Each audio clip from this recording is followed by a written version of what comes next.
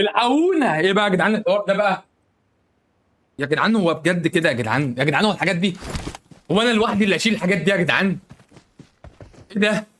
أنا نزلت فين؟ اطلع يا عم ابدا جيم جديد. يا جدعان والله بدخل بالصدفه بعمل سيرش على اسمي، اسمي مكتوب عادي، مش جنبي كلمه لايف.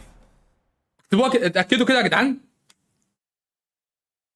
تعرفين انا الحمد لله، انا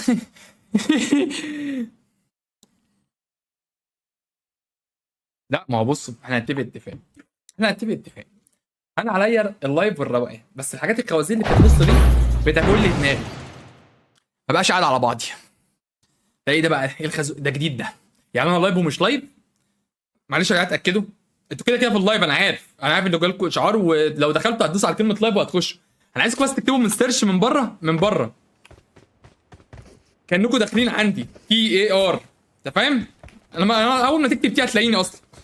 اكتب كده تي ار، خش عليا، مش هتلاقيني جنب لايف. ايه ده يا جدعان ده؟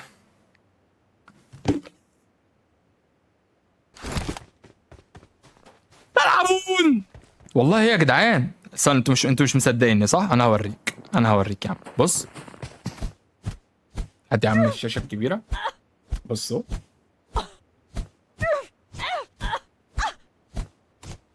باينه كده، انا اهو في ايه، بص انا يا جدعان اهو، مفيش لايف، مفيش لايف شغال. انا مش، الناس مش هتعرف تخش. بصوا، بص لما تدوس مفيش لايف. باين كده يعني، ما يدوس على طول، لازم يدوس على كلمه لايف دي. ده بجد يا جدعان، ده بجد.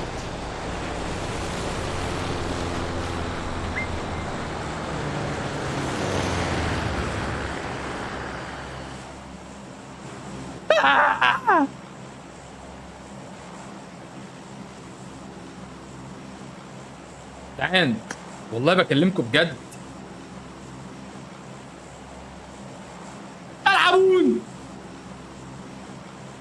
كده يا جدعان انا قفلت كل الخوازيق. بارك الله فيما رزق.